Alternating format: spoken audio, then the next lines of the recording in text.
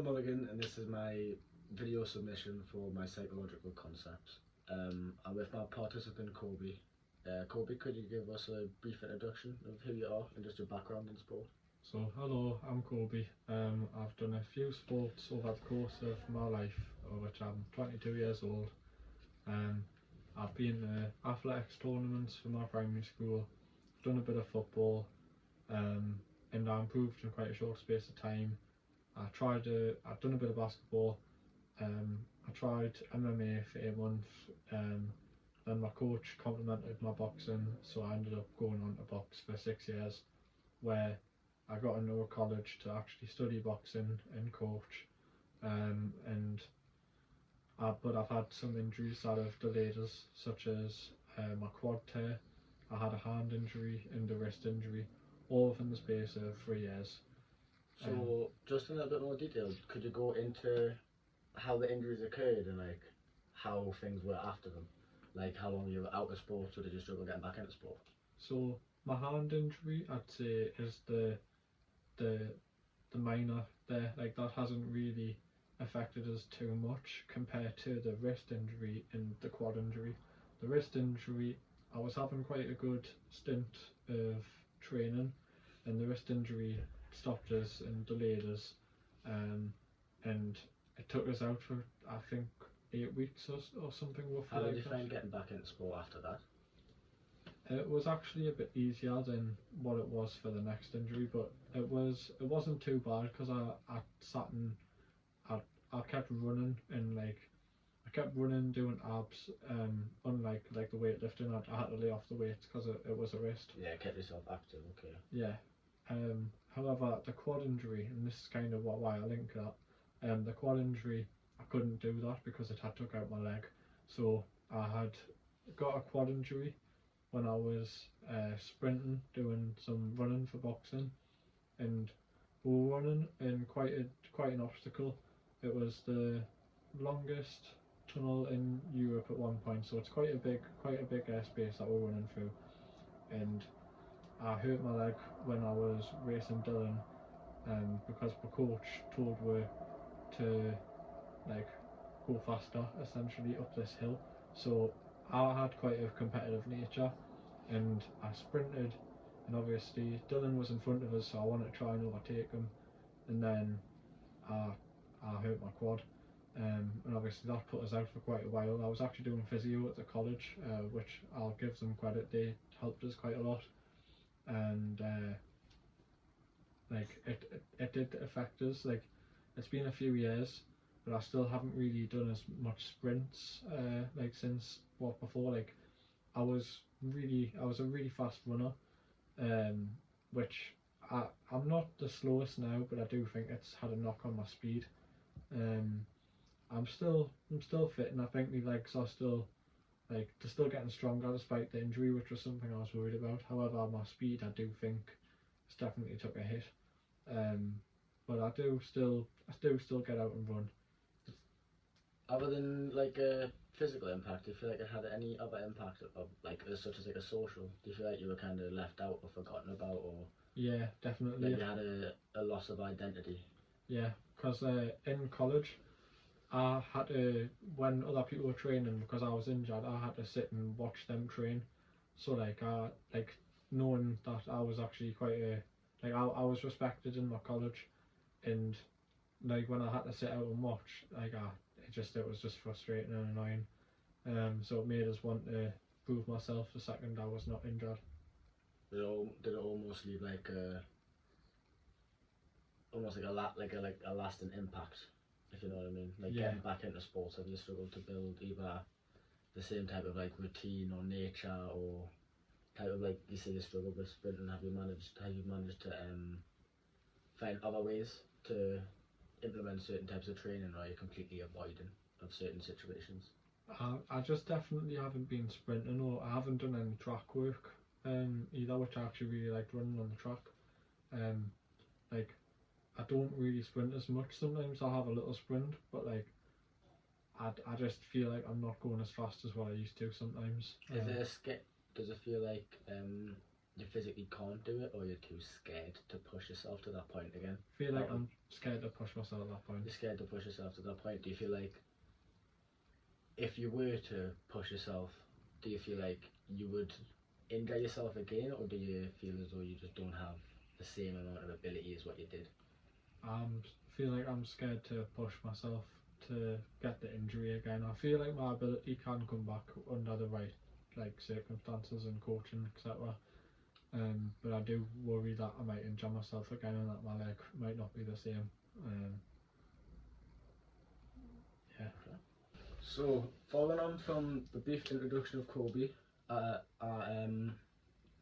asked him to complete an athlete performance profile, which he identified the 20 key qualities of an athlete, both psychological, physical, and characteristics, and put them around a wheel and rate himself between 1 to 10, and then we're going to go over and reflect on this.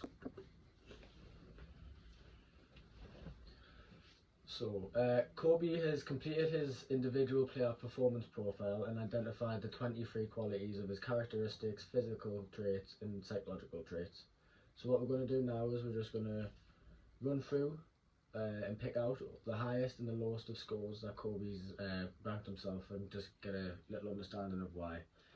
So for the highest scores, Kobe's given himself 8 for motivation, discipline, determination, competitiveness, and flexibility and endurance. So now could we just slowly run through them and just get a little understanding of why you've ranked yourself these scores? So I've ranked myself 8 for competitive, motivation, discipline, determination, endurance, and flexibility. And obviously I'm quite confident in why. So for competitive, I'm always competitive. Anything I do, I always want to excel. I always want to do well. I always want to achieve things. And I always want to win. I never want to lose, and that's the. Is that in everything that you do, or certain aspects? Like, do you look at wanting to achieve a trophy or a medal, or is it down to you have to beat everyone in every aspect of what you do? Beat everyone in every aspect that they do, whether it's sport or not so much real life, but within sport. You just have that drive within yourself to want to be the best. Yeah, especially sport. Just the key thing for the competitive is the sport, and everything else I'm quite relaxed. But when it comes to sport, I always want to win. Doesn't matter what it is, whether it's football, boxing.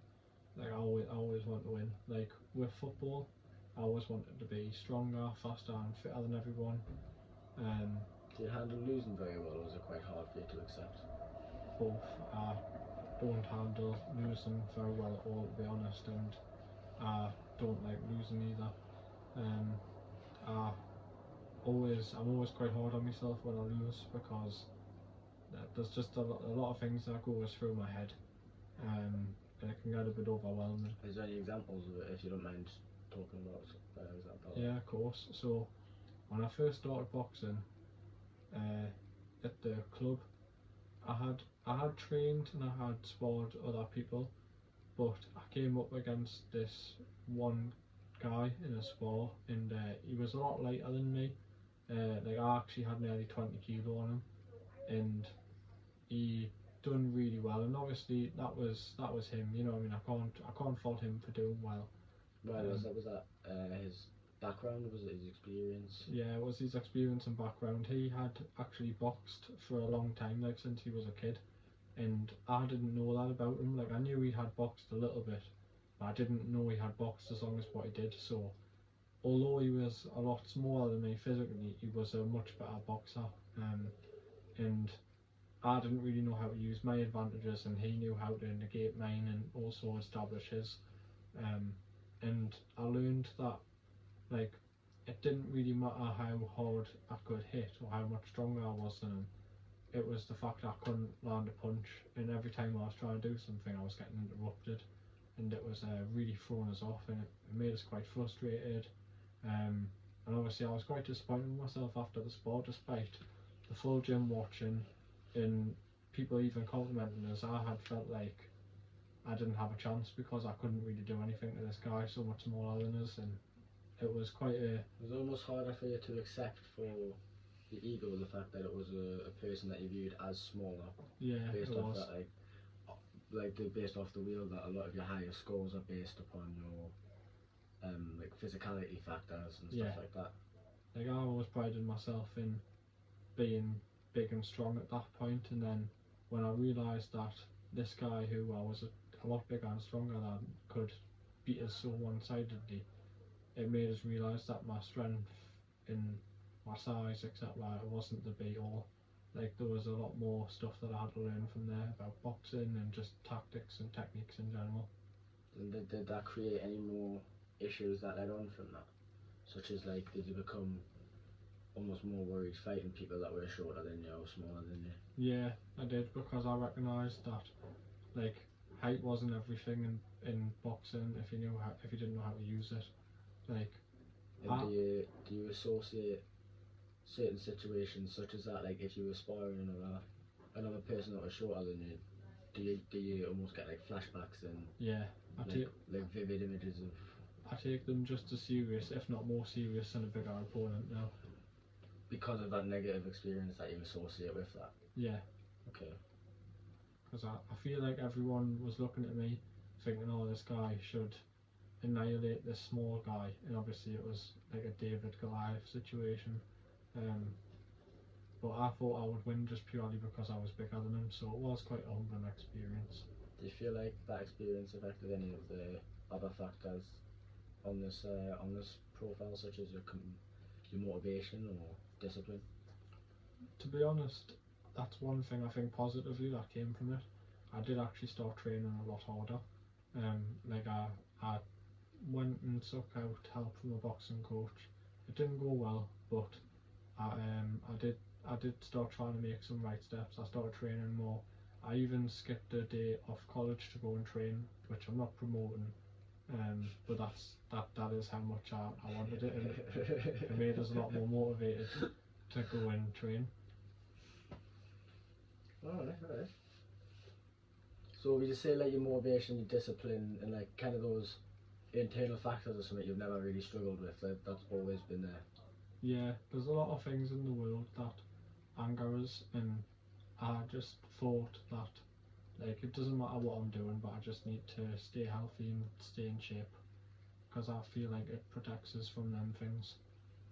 And is that also why one of the things that you've rated yourself high on is your endurance and your flexibility, because you view that as a very important aspect of being an athlete and being Yeah. what you are? Like I think despite not really actually having a progressive endurance background, I've always been a lot fitter than some of my peers, and I've definitely been on par with some of the ones that have had a progressive endurance background. And my flexibility, I always get complimented for my flexibility, and naturally I've transitioned lately into learning how to kick, and that's been actually a good factor. Like I'm already quite flexible compared to some of the people who have been kicking for a while. So naturally I've got a lot of flexibility because I do sit and do my stretches in my spare time. So in a similar way that like your injury kind of creates an avoidance of situations, would you say these traits that you've rated yourself highly on, there's any situations that you visualize or you associate with like positive, like getting compliments and stuff like that, or like being able to, like, you know what I mean? I say your endurance is rated as an 8. Is there any memories that you associate, positive memories that make you happy about that? So yeah, I remember when I was training at Morden Amateur Boxing Club, the head coach said at that time I was the fittest in Morden, and I took a lot of pride in that because I know how hard a lot of the people around us were working, and I give them a lot of credit and respect for that. Like there was two national champions, a pro boxer, and I seen that the work that they did put in, and I always respected that. But when I got complimented off my head coach, it made us quite proud of all the work that I had done, and made us realise that despite not really being a pro, I had something.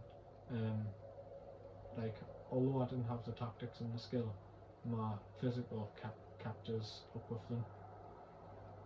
Okay.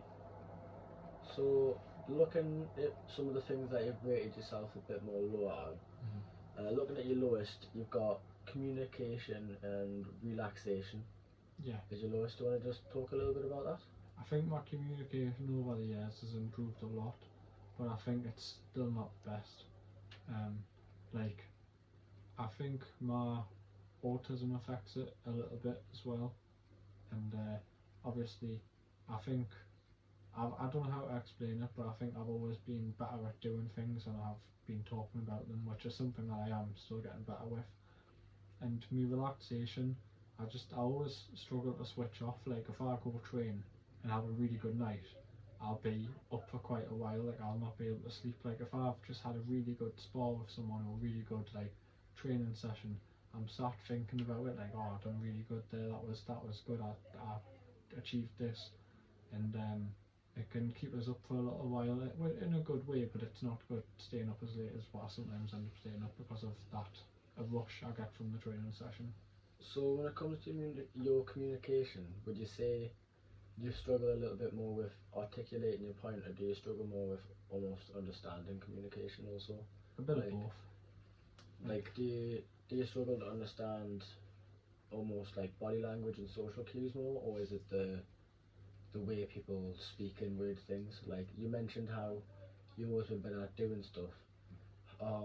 Like within school or in lessons, are you better shown is something a better example when it's demonstrated physically to you? Yeah, I am. I'm definitely. If someone doesn't demonstrate it, then often I'll have not really a clue what they're talking about. Especially if it's like something new and they're expecting me to do it. But it's something that I think I am working on, whether it's interpreting what people are saying to us or telling them my point, because I think sometimes I either overcomplicate it or go around the world a bit too much. Like I sometimes talk a bit too much, like on things that are maybe are a bit more pointless compared to the rest of the information.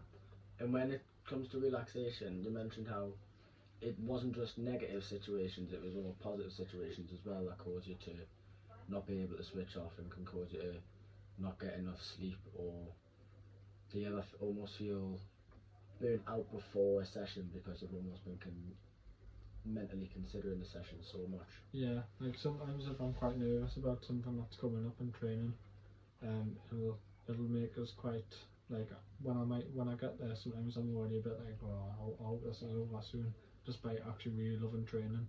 Like when I'm outside of training, I'm always missing it, but then sometimes when I get a training, I'm like, oh, I don't mind. Like it's like I miss going home when I'm training, but then when I'm at home, I'm actually missing training because I do enjoy it.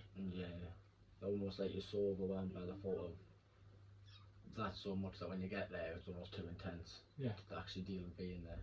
Like, it can get a bit overwhelming, and I think I think I'm quite resilient to some things because I think I am quite fortunate, and realistically, like a lot of people, normal people, they don't push themselves, and that's not a bad thing. That's just I don't think anyone's actually like expected to do that. But I've always been with this mindset that you've got to be the best. You've got to be good. You can't slack when it comes to sport. And I don't want. Where do you feel like that comes from? Do you feel like that comes from a personal drive in yourself and a pride in like where you hold yourself, or do you think that comes from people's opinions of who you are and who you should be? People's opinions and even experiences. Like when I was younger in primary school, I realised it was all the best like footballers and people at sports, all the smartest. Like it was all the people who were best at things that got recognised, whereas the people who weren't were unfortunately quite left out. So it was like a rat race, like me rushing to like get that compliment, like and be recognised, and yeah, like hunting for the validation. Yeah, and not be like second place. Which is almost why your coach complimenting your boxing led you down prioritising boxing. Yeah, because I realised I was doing quite well with it. So the second lowest score you give yourself is 6. And that just covers some general stuff like reaction times, your balance, and your tactics. Do you want to go into that? Is there any negativity associated with that, or is that just like a general opinion? So just a general opinion, because my balance I think is alright. It's nothing special because sometimes I need a little bit of work on some things. My reaction time isn't actually the best, despite being a boxer. I mean, it's alright. It's not bad. It's definitely got better, but Do you think it comes from that relaxation and almost not being able to? Because for your reactions to flow, you need to be relaxed and untense. Do you feel like you're almost yeah, so nervous and tense and full of energy all the time that you're not able to switch, like, to relax enough? like sometimes when I'm really worried fighting someone, I'll get I'll get like quite stiff because I'll be too worried about blocking a shot that I can't roll out the way of it and just relax. And does that come from like a fear, like such as like being knocked out? Do you see yourself getting knocked out? Do you? Yeah, I see myself getting hurt sometimes, and it just worries us. But I deal with it, and I accept that that is a possibility. But it just sometimes does. On the way to a session, I'll be thinking to myself, "Is this going to be the one?" But I always end up enjoying it, and I do think that sometimes that's just a little bit of my anxiety too. But I do often see myself getting seriously hurt if I don't do something right. Yeah, I've noticed that you've rated yourself very lowly on controlling your emotions as well. Emotional controls on there at 6. Yeah.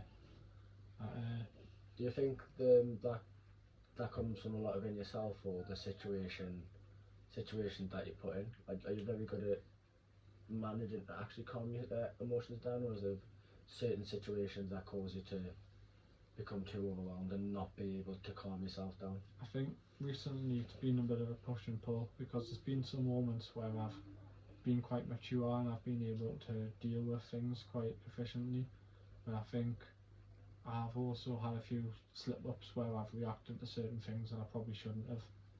So I think my emotional can really depend on the subject, but like I am 22 and I am still learning, but I do think that Do you feel like the emotional control affects your performance around some certain areas of sport, like such as in boxing, the fear of the visualization of you seeing yourself getting hurt and knocked out causes you to become panicked or angry or scared, and then that further affects your emotions and you're not able to regulate that? all of them, because feeling scared is always something that's going to put you off. It's going to make you think, well, I'd rather be at home than get knocked out. And angry because I don't want to let anyone down. I don't want to, have people be like, oh, you got knocked out, like obviously make fun of us. Like there's a few things there that I wouldn't ever want to happen that I have. Like I sometimes feel like I've got no control over that I worry for. But So it's all the kind of the negative associations of what would happen if yeah, what would happen if it happened essentially. yeah, so kind of like what would be the outcome? Do you feel like that would affect more of like that would be like an outside, like everyone would view you differently, or would you view yourself differently more? I feel like a bit of both. I feel like I'd look at myself and be like, oh, all your achievements don't matter, they're fake, you didn't get them. Or everyone else would be like, oh, he's not as good as what he says he is or acts like or something. Cause yeah. So looking at a lot of these scores and results, and after discussing, I feel like the repetition of the mental imagery and the negative associations is very, very present and strong there, such as you don't want to sprint too hard in case of injury, or your like certain things such as your relaxation. It comes from almost overthinking and over imagining and over creating too much in situations. I feel like one of the interventions that we should use that will be very beneficial with you is the practicing that mental imagery and almost trying to rewrite your associations of the positive and negative to the situations that you've had, and imagining positive situations and positive associations with situations that you currently have negative associations with, such as the sprinting in your quad tear. So from this, I'm just going to ask you to do a simple visualization.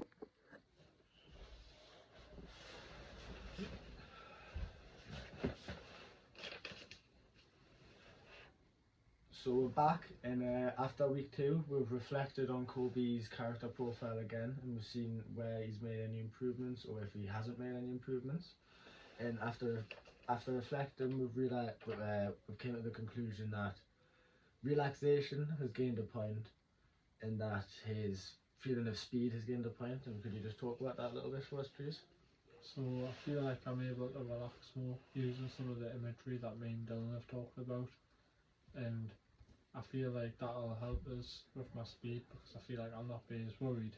I feel like I'll perform a bit better, and also just being able to talk to Dylan about advice for specific training for speed instead of just going off and running against a car, because that's what I'd usually do, admittedly. So after looking at this, after looking at the progress and like being pleased about it, but we would like to make more progress and maybe push on to see where we could make more improvements. After looking, we decided to use the Mankid and Gordon method of 3 consecutive days of dedicating 10 to 20 minutes of writing and reflecting on the situation emotionally, and visualizing the situation and saying how you feel and about certain aspects of it, and being very upfront and honest about it. And would you like to just reflect on some of that for us, Kobe? Yeah. So, obviously, when I got injured, obviously, there was a lot of things that I can like still picture happening, like every day, especially when I think about it. It's like it was very vivid. I can always like see it, like whenever I think about me quad, because it was a massive blow to my training, in terms of like it had a massive impact, but not a good one. But going off topic admittedly, my visual, I can remember like sprinting up a tunnel, trying to catch Dylan. He was in a black hoodie, white shorts, and my coach was in front of her. And obviously I can remember with my kinesthetic chasing him, sprinting, and like the running. Like I can remember being in that movement, like trying to tell myself, "Oh, go faster," and obviously there was a lot of those like footsteps echoing throughout the tunnel. Dylan telling us to slow down because obviously I was on the verge of injuring myself, and Kev telling me to speed up, which was what was making us want to speed up. Emotionally, I was very disappointed with the injury. Like I say, it had a massive impact on my training, and it was a very disappointing pill to swallow that I'd be out of training for a bit. I was devastated because I was getting ready for my first fight. Like the whole goal of me ramping the training up was to eventually get a fight, and it just kind of fell apart, and it made us depressed because like I really thought at that point I would have done a bit more, and it set us back a little bit. And all in all, I couldn't train, and I was watching other people train, and that wasn't good. But them are like the vividness. Like Good. Yeah. So across these categories that Kobe's discussed, being emotional, auditory, kinesthetic, visual, and overall vividness, we rated each category on a Likert scale of 1 to 5, and then Kobe rated himself, and then I discussed and agreed with him, and we rated 5 for each category. And that brought me to the conclusion that the imagery didn't need to be practiced in how strong it was, as he feels it very vividly. It needs to be changed in how it's associated, as it creates a negative avoidance. So like thinking about the negative consequences and what's going to happen, or visualizing the injury or what he was doing, or even the emotional impact and backlash of it, creates a an emotional and physical avoidance around the situation. So to counteract this, we're gonna almost change the association of what it comes to when he has these thoughts. So the method that we're going to be using is going to be the 5, 4, 3, 2, 1, and that's going to be 5 things you can see, 4 things you can touch, 3 things you can hear, 2 things you can smell, 1 thing and 1 thing you can taste. So we're going to have a little discussion here, and we're just going to try and paint the picture of what that will be for Kobe personally. So starting at the top, could you just, well, to start with, could you just tell us what is your calm, like a calming memory, a happy place? What does your perfect day look like? And like paint it out. So I've got a few happy memories with different people. So obviously my family, I love my Saturdays with my mum, my granddad. Obviously I like spending time with my girlfriend. That's always a nice memory. I like seeing Dylan. So if you had to narrow it down to one, that would be the ultimate, that total feeling of just relaxation. Nothing else matters. You're only in that moment where you can just completely shut down and just be unworried, unbothered about what's going on.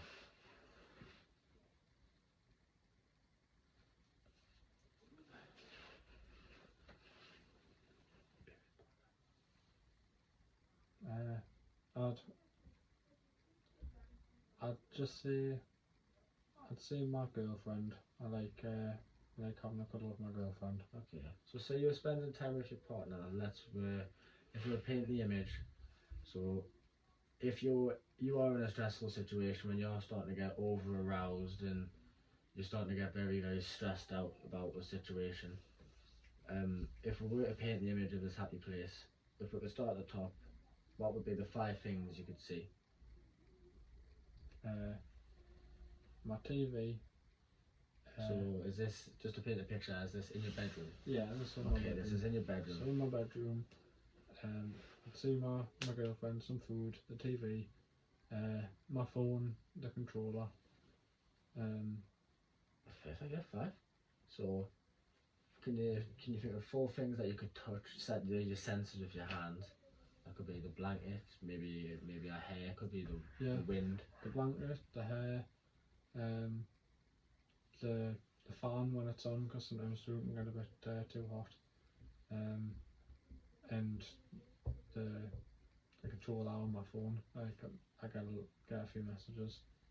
Perfect. Can you think of 3 things that you could possibly hear going on across that? My phone interrupting or the TV, and obviously us speaking. Okay, can you list 2 things that you can smell in the moment? Hair cleaning products like shampoo, etc. Nice food, and sometimes I've got the window open. Oddly enough, I feel like you can smell the fresh air. Like the room's quite doesn't ever feel stuffy. Okay, and then can you now give me, just for the last one thing that you could taste? Nice food. Okay, the nice food. So, after discussing previously the Yerkes-Dawson law and the effects of how that may impact sports or may even impact his daily life, as he's unable to do certain tasks from being almost too mentally switched on through doing combat sports and stuff along those lines. He isn't able to wind down and relax and enjoy small and relaxing things. With implementing this 5, 4, 3, 2, 1 method, hopefully he's going to be able to just switch off and be more mindful and calm in the situation a little more. But after looking at the results and finding 2 different themes, the arousal side of it and now the avoidance side of it. So The association and the negative association of the situation of a situation to a result, such as going on a sprint, or going on a sprint, or running, or bursting off into a sprint, or maybe changing directions, as he says, it impacts them in everyday life. This is now just the association of a negative memory to something that was previously viewed positive, as he's always came from, as he said in his background from like primary school. He did long distance running, athletics, and he's always been into football. He's always been based around sports, and this is purely just a new perceived negative memory. So what we'll aim to do here for the second scenario is try to replace that negative association again with something that was positive that you enjoyed about running or sprinting back in the day. So could you give us an example of a moment of around sports that maybe filled you with pride, that did run? Maybe did you win a race, or is there a moment that stands out around sports that involves sprinting? Yeah, definitely. So when I was playing football, a guy had joined our school, and he was quite a good runner, and everyone could tell he was a good runner. And he was on the offense, so they were trying to kick the ball to him, and I was on the defense for my team, so we were playing against each other, and they kicked it to him, and as the ball was going to him, it was like a little bit ahead, so we had to run for it. My teammates on my team shouted my name, and I was quite a fast defender, and I started running, and it felt like everyone else just like kind of all went to the left, and me and him were running right, and we were just watching each other, and I could see people in the corner of my eye just like falling off, whereas me and him were both running, but I managed to get the ball before him despite being a little bit further behind, and I was really happy with it because it felt like my team could count on us, and that was one of my best moments for running.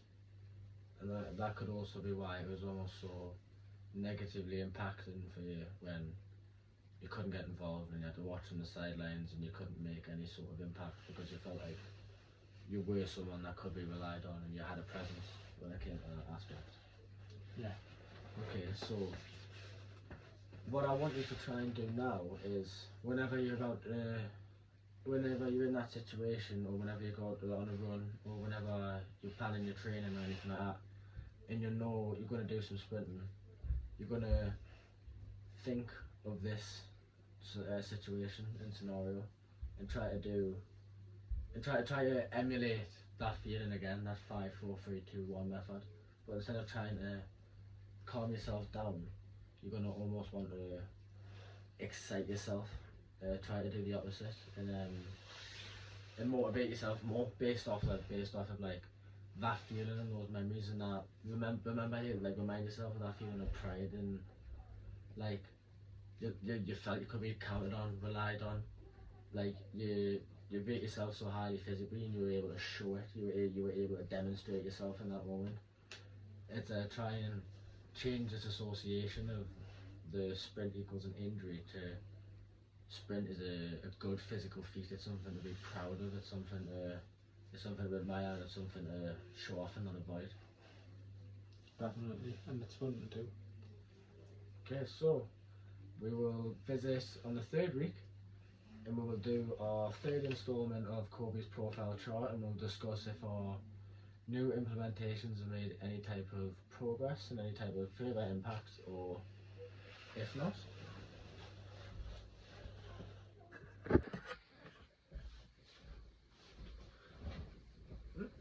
So, returning on the third and final week of reflecting on Kobe's profile chart, we're going to compare the results of week 1 from the lowest and the highest to the results of week 3, and kind of just look at what's caused the change and see what impact our implementations have had, or maybe other aspects have had. So, on week 1, the two things that were scored the lowest on were relaxation and communication, both scored a 5, and the highest was 8 for a variety of different ones, one of them being competitiveness. And for week 3, relaxation has scored 8, so joining at the highest will be 1, and then communication has remained at a 5, and then competitiveness has risen up to a 9, which is now the standout highest. Do you want to just go into a little bit of detail of why we might have seen these improvements, or how visualization has helped you in any ways? So I feel a lot more competitive after knowing that I can improve and be better. So I feel like I can now feel a lot more confident going into certain challenges and obviously taking them on. I feel like relaxed wise, I can relax a lot more now, knowing that I've spoke about some of my issues about not being able to switch off and some of the ways of dealing with it. Has the writing technique of writing 10-20 minutes a day benefited you with that at all? Or? Definitely.